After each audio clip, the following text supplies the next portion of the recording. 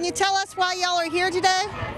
Yeah, I'm here. I am a big Tea Party supporter, and I am here to show that the Tea Party, unlike the neo-Nazis across the street, have nothing in common. They're opposition of each other. So I'm just here to make a statement. The Tea Party is not the KKK. It's not neo-Nazis. It's not a socialist party. And how far did you come today to attend this event? Came from Atlanta, Georgia. And where did you come from, ma'am? I'm from Birmingham, Alabama. And sir, where are you from? I'm from Rossville, Georgia, and I'm with the Northwest Georgia Tea Party. And same as Mike, we're here to show that the Tea Party isn't the racist group that we're portrayed as in the media, and that socialism is rooted out of this kind of stuff, and just trying to make my statement, and then also to hopefully reach one of them, to hopefully maybe give them something to think about that might actually convert them away from this kind of stuff. And sir, where are you from? I'm from Rossville, Georgia. And, it's like Charles said, we're trying to show people that the stereotypes of conservatives and Tea Party people is not right. We're not haters. We believe in smaller government and freedom, but we don't believe in hate and hating people that disagree with us politically. That's why we're here. Did any of y'all ever think you'd be sitting on a corner across the street from neo-Nazis here in Chattanooga on the same side as people that you normally wouldn't be standing beside protesting with? No, I wouldn't have. No, I would never thought that this day would be, because it would be a reality for me. It's just nice, as you can see. It's just crowds of people from all backgrounds here, becoming one, united, and it's a very good feeling. Very good feeling to be here. This is America. Right. We may disagree, but we can unite. Yeah, I think we all may have agree on what the issues are, but we are just kind of different in terms of what we think the solutions are. But I think we're all unified in the sense that we're against this type of hate speech. Right. As Mike and I talked earlier, this might be one of the downsides of the conservatives, because we've allowed our differences to keep us away from events like this. Not because we agreed with them, but because, we didn't want to cause a fight on this side, so we stayed away when we should have been standing next to them the whole time. Yeah, we don't need to let people define us. And that's what's happening in the media. They're defining us. And the other day I heard that we carry rebel flags and all kinds of stuff. Like, no, we don't do that. Now, are y'all, being from, the two of y'all from Chattanooga area, how do you think this is reflecting as a turnout from as far as Chattanooga is? Well, I didn't make the sign, but I wish I would have now, but I wanted to make a sign, the South isn't your home no more. Because the South has been kind of a refuge for people like this, and it's sad to say. And we've got to do more educating, and we can't ignore that fact. And ignoring it hasn't gotten us anywhere, so it's time to start standing up and to stop ignoring it and saying, look, the South ain't your home. The South isn't racist. The South's, we're not about this. They stay in their little sects, they stay in their little corners until stuff like this, and they come out, and then it makes us all look bad. What do you think about the city of Chattanooga cordoning off the county courthouse sidewalk to try to keep the violence down? Well, they're trying to keep this thing from boiling over and having people riot like that happened in 2005, and I understand that. They've got a presence, and they're trying to make sure that everybody's rights are represented. They're doing their job. It's not an easy job. They're all over the place. They're up on tops of buildings watching, but they're trying to make sure this doesn't boil over and we have fights in the streets. Let me ask you specifically, because you are from Alabama, what would you say to these young black children walking up and down the sidewalk, not understanding what they're seeing today? Because in 20 years, they're going to look back at today, and they're going to remember that they were here today. What would you say to those young children? I would say that the kids, just look around you, see the unity between white, black, Hispanic. There's people of all races are here, and what's important is all of us coming together again to protest against hate. This community, and we should not be about hatred. We should be about love, and we should be coming together as human race. There's a girl behind you holding up a banner saying coexist, and you believe that she's in behind somebody that's participating in a tea party. Would you ever have imagined that? No. She went that way.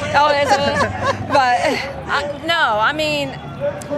This here is something that I think we all need to take heed and understand that this is very important. This is something that we should not just brush aside, because if we continue to allow this, we won't be able to live in a peaceful society at this point. See, I grew up in Rome, Georgia, so I'm from the South, and I've seen, historically speaking, we don't get a good rap when it comes to race relations as far as that goes. And what do you two think? I know you're from Georgia, you're from Alabama, you guys are from Tennessee. How do y'all think that this reflects on the South, per se, as far as the turnout on this side of the street versus the turnout on that side of the street? I think it shows a lot of progress Yes. in terms of where we're going. I would not be here unless I believed otherwise. So we're here to unify. I think the South is progressing. Unfortunately, some people like to stay in the past and they like to keep the South on its perpetual stool of, not being able to redeem themselves, and I think it's very unfortunate. Yeah, Edmund Burke said years ago that evil exists when good people do nothing. Now you've got good people of all different kinds. We may disagree on some stuff, but we come together for a common thing. Right. I believe well done is better than well said, so people need to be active and not just speak. And they need to get out here and show people, show these young kids what it means to be active and make a statement. And we need to show we need to show the leaders of our parties nationally.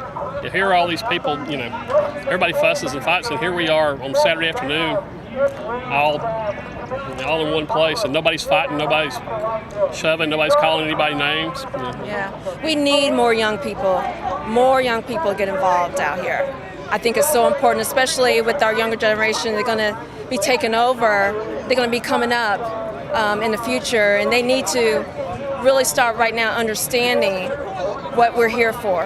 Do you think they're complacent based upon what their teachers are feeding them into the schools, as far as the professors and the colleges and the way they're melding these young minds?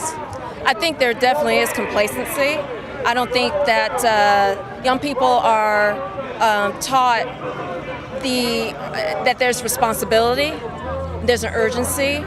And if we don't take that responsibility upon ourselves, then our culture will just start going downhill. We'll go further and further down, and we can't allow that. Young people don't know their history anymore. Right. They don't know. Down here in Chattanooga, there was the sit-in at Woolworths back in 1960. None of the kids hardly even know or understand what that means. Or the hanging on the bridge. The hanging on the bridge in the early 1900s. They have no idea. I didn't know that, and I've been here since 2004, and I didn't know the significance of a young black man being hung on one of the bridges downtown. Yeah. And for no reason. Well, it was a crowd that did it. Yeah. And the sheriff didn't do anything to stop them. So do y'all think maybe we've come a long way since those times in Chattanooga? As far as race relation, or as far as race relations? I mean, we've come a long way, yes, in relation.